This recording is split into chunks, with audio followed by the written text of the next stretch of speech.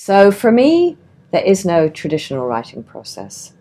There is academic writing, there is writing for the web, there is writing for a newspaper, there's, writing for a text, there's writing a letter.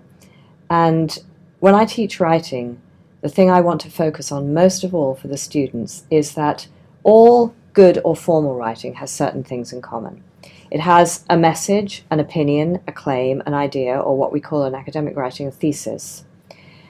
It has to explain, defend, and prove that thesis or that idea or that opinion in a way that's persuasive and compelling. And to do that, it has to build a logical and coherent argument that is convincing because of the way it's structured, but is also convincing because it draws on evidence that is carefully chosen and carefully interpreted. And it has to come to some kind of conclusion. And of course, it has to be written grammatically and clearly. So I tell them these are the basic principles of good writing. And it doesn't matter what you're writing. These are the principles you need to adhere to, even if you're trying to persuade someone who's broken up with you to get back with you. You've got to have the message, you've got to have the compelling argument, you've got to have the emotional resonance, and you've got to have the evidence. It doesn't matter what you're writing. So in my classes, once we've established that, I say, in college, we teach you these things through something that we call academic writing, or you could call it traditional writing. But actually, that's only one kind of writing that uses these principles. So we teach it often in this way because traditionally it's been the way that people have tried to convey these principles of good writing. But for me, it's not good writing unless it does one more thing, and that is communicate in a way that is appropriate for the context, that is directed to a specific reader or a specific audience. And you are not a good writer until you are versatile in that context. You have to know, why am I writing this and who am I writing it for? So that's why I have a lot of different kinds of writing assignments in my class. And that's partly why I incorporate technology, because in some ways it's easier for students to understand that they're writing in a different context if it looks different. So sometimes I have them just interview each other and just turn it in as a paper. But it's harder when they do that for them to understand that this is not a piece of academic writing. Whereas if they know it's going to go up on the web and they're going to see it up on the web and they have to think about how it's going to interact with visuals and how to engage people visually as well as through language, then it's much easier for them to think, yeah, this is a different kind of writing. How can I do this kind of writing well? The first assignment was something that I called the Incredible Shrinking Paper. And the Incredible Shrinking Paper was designed to help students understand that you could have an idea and an argument and a collection of evidence, and you could present it in different ways to persuade different audiences, but it would be basically the same idea.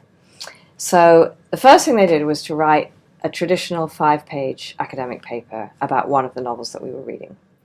And then I critiqued it, and then they incorporated it into a paper that was twice the length, of 10-page paper. So they could revise what they'd written in the 5-page paper and build it into this longer paper that was also supposed to be a coherent single piece of writing.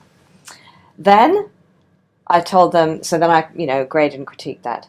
Then I told them, take the ideas that are in your 10-page paper and write me a newspaper article about your texts. And there's a very good model for that in a British newspaper, as they used to say at Colonial Williamsburg. British things are ever the best. And this British newspaper, The Guardian, runs every week a feature that's called Poem of the Week. And they take a well-known poem, like, for example, Gray's Elegy in the Country Churchyard, and they have an academic or a journalist write an article about the poem that's for the general reader, but specifically the general reader of the Guardian newspaper, which is middle-class, liberal, educated, the intellectual elite in some very broadly defined way.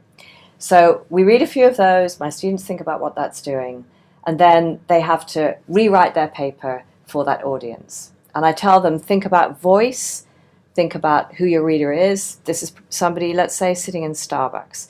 They're curious, they're bright, they're interested, but they don't want to read an academic paper. So how can you represent your ideas in a way that speaks to that person?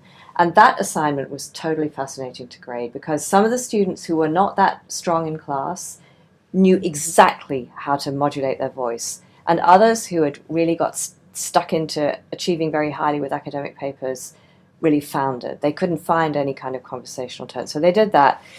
And then their final assignment, which was just a joke and it wasn't really graded, but I did give them a prize at the end of the semester, and I had the winning entry put on a cake, was that they had to boil their paper down to a bumper sticker.